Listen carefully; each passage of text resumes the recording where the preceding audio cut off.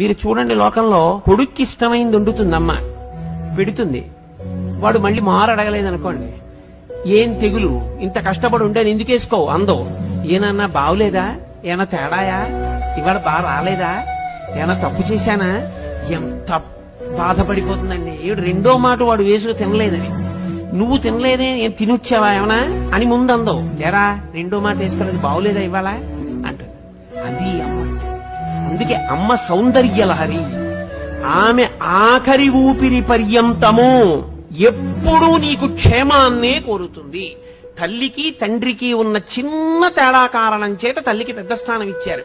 తండ్రి సమానుడు, నేను తక్కువ కాదని కాని, తండ్రి పనికి మాలిన వాడని కాని, తల్లితో సమానుడు కాదని కాని నేను ఎక్కడా మాట్లాడటం లేదని మీరు గుర్తుపెట్టుకోవాల్సి ఉంటుంది.